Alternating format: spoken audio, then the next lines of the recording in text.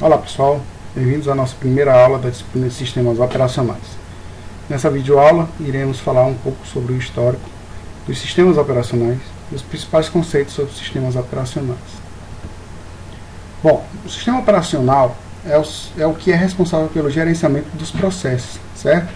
Ele vai fazer todo o gerenciamento da memória, vai fazer o gerenciamento dos sistemas de arquivos e vai trabalhar toda a questão de gerenciamento de entrada e saída de dados. Tudo que vem através do teclado, do mouse, do microfone e tudo que vai ser mostrado ao usuário através do monitor, através de uma impressora, através da caixa de som.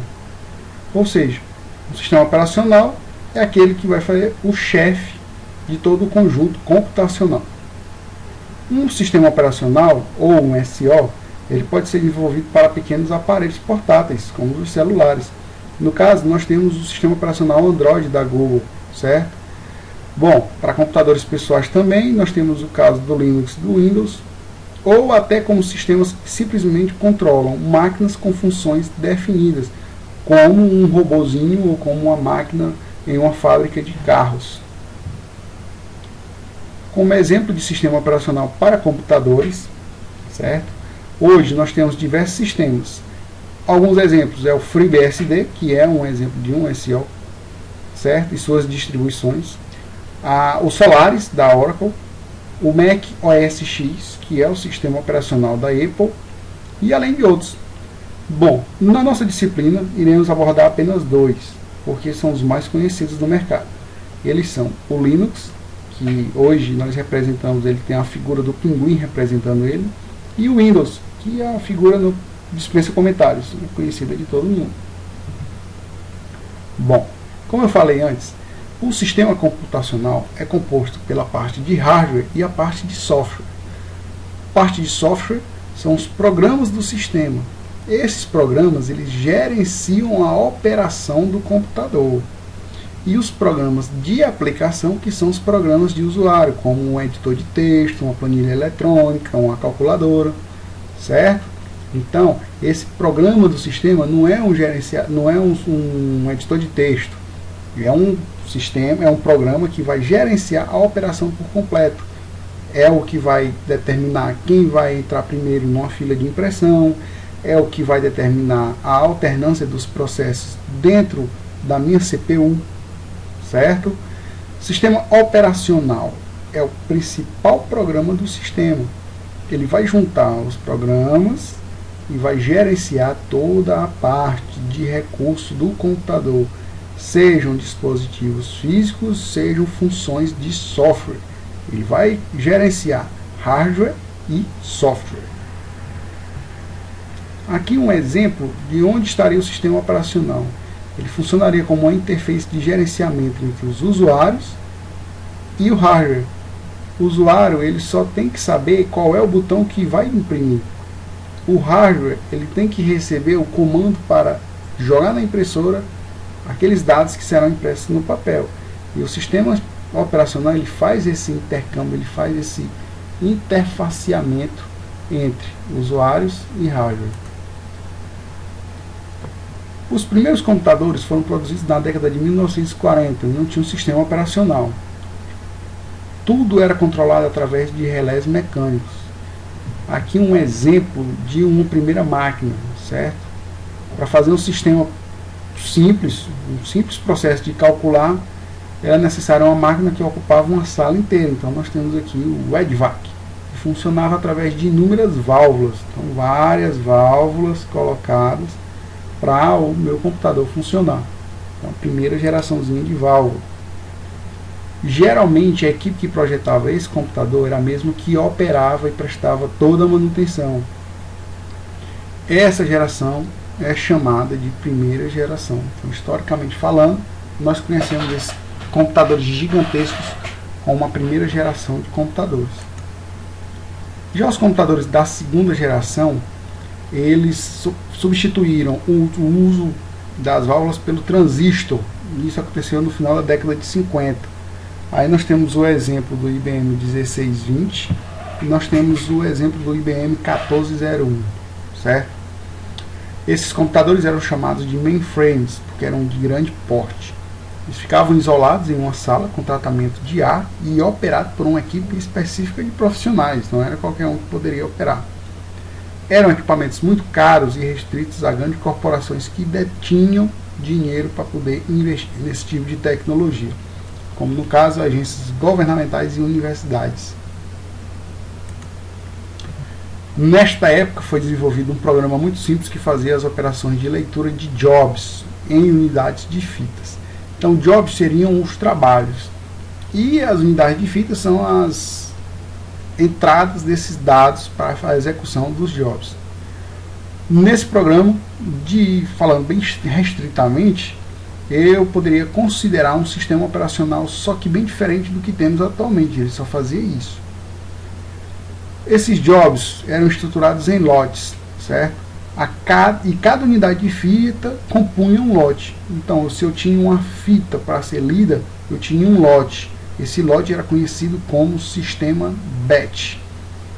Então, eu tinha a intervenção de um profissional para cada leitura de lote e a troca por outra unidade de fita, para que o processo de leitura pelo sistema operacional pudesse continuar. Eles chamam isso de gap de jobs, gap de batch, ok? Já a terceira geração, ela demorou um pouco mais para aparecer, veio em 1965, e a evolução primordial foram os circuitos integrados.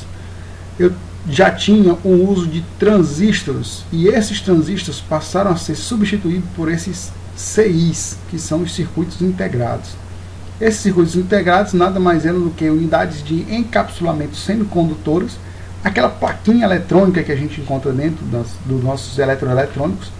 E nessas plaquinhas nós tínhamos transistores, resistores, diodos e outros componentes elétricos interligados em uma pastilha de silício e germânio, a nossa placa eletrônica, que passaram a ser conhecidos como chips. Nessa geração eu tinha computadores e esses computadores realizavam vários processamentos simultâneos.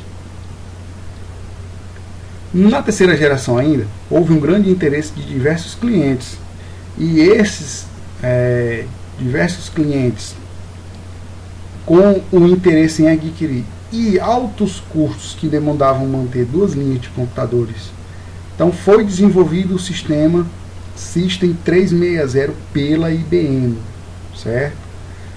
Bom, outro fato que melhorou o desempenho dos computadores foi o sistema operacional OS 360 ou OS 360, usado pela série de computadores System 360. Então eu tinha um computador e eu tinha um sistema operacional. E os seus similares, desenvolvidos por outros fabricantes que usavam a técnica de multiprogramação. Lembrem bem, terceira geração, nós tínhamos multiprogramação. Então, qual era a vantagem dessa multiprogramação? A multiprogramação ela permitia otimizar o tempo de funcionamento do processador, ou seja, enquanto o sistema ficava esperando a intervenção do profissional, que no caso do IBM 7094 era o abastecimento de fita, por quê? Porque o job estava interrompido, ele estaria processando outro job que estava à espera. Então aquele gapzinho não existiria mais. Então eu tinha multiprogramação, a otimização do funcionamento do processador nessas máquinas de segunda geração. O tipo de multiprogramação é o sistema chamado time sharing, ou seja, os usuários possuem um terminal e cada usuário tinha uma interação com o programa de execução. Aí nós tínhamos a ilusão de possuir a máquina dedicada à execução do meu programa. Isso a gente chama de divisão do tempo de processamento entre usuários. Imagina um mainframe com 10 usuários conectados utilizando o mesmo programa. Uma parte do tempo sai dedicada para cada usuário desse. Só que o tempo de resposta era importante. Então, quanto mais lento, pior seria a produção desses profissionais. E aí foi aumentando a desenvoltura desses computadores, até que o slice time, que é a fatia de tempo para cada computador, era infinitamente curta. Então era muito rápido e o usuário acabava não detectando essa execução. Bom, a partir de 80 nós temos a inserção da quarta geração, certo? A melhoria na tecnologia dos circuitos integrados foi um dos fatos que possibilitou esse surgimento dos PCs, que são os Personal Computers, ou computadores pessoais, favorecendo também a redução de preços. No caso aí nós temos o surgimento do PC e o sistema operacional DOS, que é o Disk Operation System. Na realidade, temos sistemas multiusuários, o Unix e o Virtual Memory System, que é o VMS. Nosso sistema operacional já é multitarefa, temos várias tarefas sendo executadas ao mesmo tempo. E o surgimento do sistema operacional de rede e o sistema operacional distribuído. Paralelamente, a empresa Apple desenvolvia um sistema operacional que mudaria o conceito de computadores pessoais, uma vez que, pela primeira vez, iria surgir uma interface gráfica para o seu uso. Lembrando que a Apple fez esse sistema operacional juntamente com a Xerox, que desenvolveu o primeiro sistema operacional gráfico. No decorrer da década de 80, nós tivemos diversos sistemas operacionais apresentados, como o Minix, que era um pequeno clone do Unix, segundo definido pelo próprio autor, Andrew S. Tannenbaum. Com base no Minix, no início da década de 90, surgiu o Linux, com a proposta de fazer um sistema gratuito. Então foi desenvolvido por Linus Torvalds no início de 90, e ele era estudante de Helsinki, da Finlândia. Por ele ser de código aberto, ele conta hoje com a colaboração de programadores do mundo inteiro, e a maioria de suas distribuições estão disponíveis gratuitamente. Uma delas é o Ubuntu, o Linux Mint, o Mandriva, enfim, uma infinidade de distribuições com sistema operacional Linux. Meus sistemas operacionais, então, podem ser monoprogramáveis ou monotarefas, que vão fazer apenas uma única tarefa específica, multiprogramáveis ou multitarefa, né? Vários programas e várias tarefas sendo executados, e os sistemas com múltiplos processadores, um sistema que vai conseguir interagir com mais de um processador. Algumas curiosidades dos sistemas operacionais é que um dos primeiros sistemas operacionais foi o Unix na década de 60, hoje é um dos mais usados, tanto em mainframes como micros. Não confundam o Unix com Linux, o Unix é a base do Linux, é um sistema operacional diferente. E com o surgimento dos micros, que são os microcomputadores, foi criado inicialmente o DOS, que é aquele prompt de comando, e hoje nós temos o Windows, com recursos para multimídia e conexão em rede. Na década de 90 foi criado o Linux por um estudante finlandês, o Linus Torvalds. Linus era pobre e não tinha dinheiro para comprar um sistema operacional, então ele resolveu criar para si mesmo. Ele também colocou gratuitamente o sistema na internet para quem quisesse utilizá-lo. Então, se vocês quiserem, também vocês podem se aprofundar mais, baixar o código-fonte de um Linux e fazer sua própria distribuição. Esse sistema foi sucesso na época, começou a ameaçar o monopólio da Microsoft, que então resolveu destruí-lo, como tem feito com seus concorrentes. Foi o que ela fez. Ela comprou a SCO, que tem o copyright do Unix, mas que distribuía Linux gratuitamente, e ameaçou com processos às empresas que não usassem o Linux. Então ela moveu um processo de $1 bilhão contra a IBM, que distribui Linux, mas é possível que a Microsoft consiga, mas é possível que ela perca essa batalha. Estamos torcendo. Vamos ver aí se essa big empresa consegue mesmo destruir essa distribuição gratuita.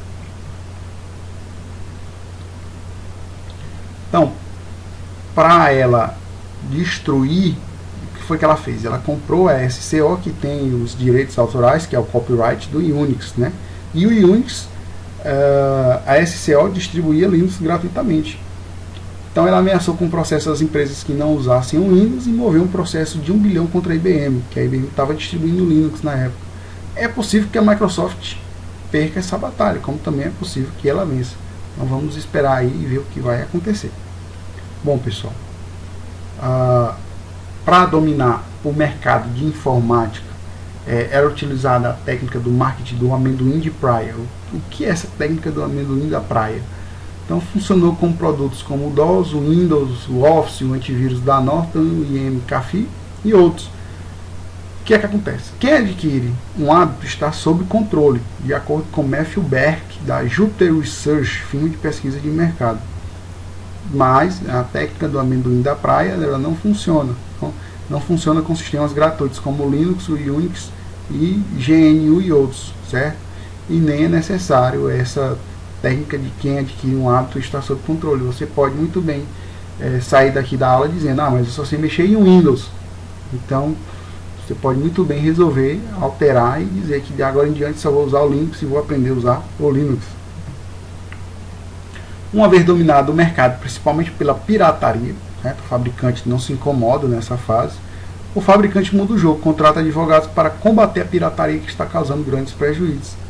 Logo, as empresas se veem obrigadas a comprar o produto que se tornou padrão de mercado. A empresa já está acostumada a utilizar aquela plataforma, então ela vai ter que pagar pelas licenças, ao invés de trocar por um sistema gratuito.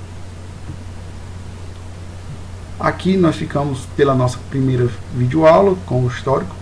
Façam as atividades de casa e de classe, respondam os fóruns. Paz e bem a todos vocês. Um forte abraço e até